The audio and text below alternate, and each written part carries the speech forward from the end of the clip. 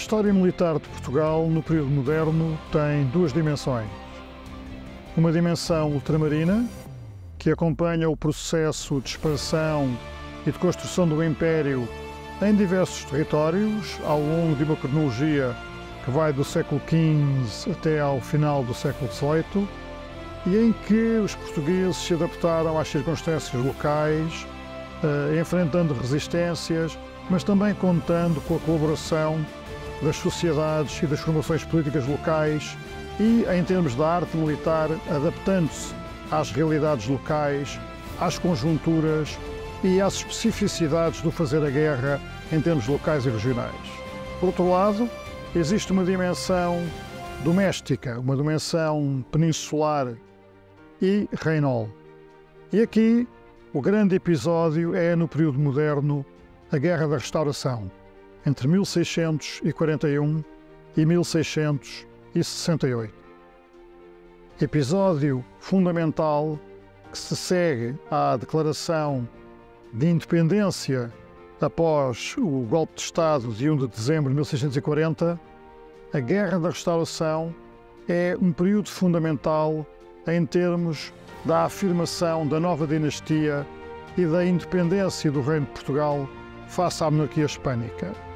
Apesar de a guerra ter se iniciado em 1641, os grandes episódios militares situam-se no período final da guerra.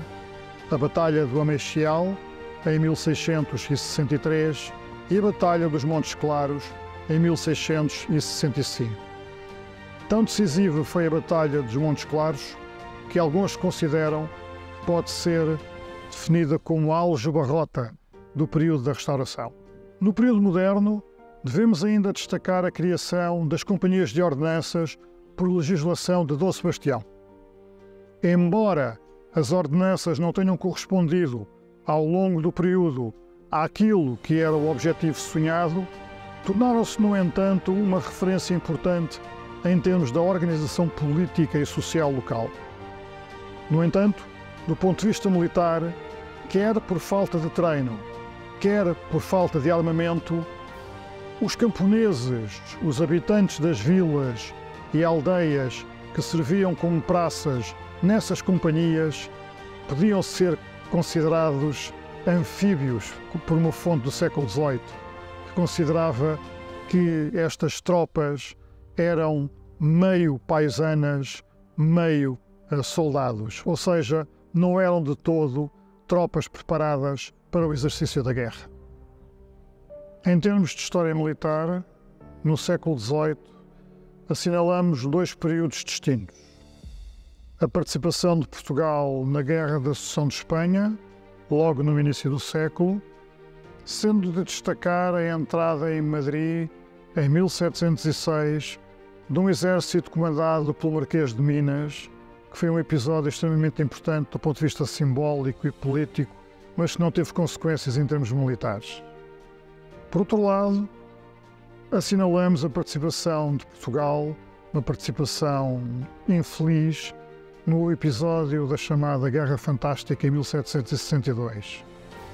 Com efeito, ao longo do século XVIII, depois da experiência da Restauração e depois do período de participação na Guerra da Sucessão de Espanha, a monarquia portuguesa optou por uma política de neutralidade.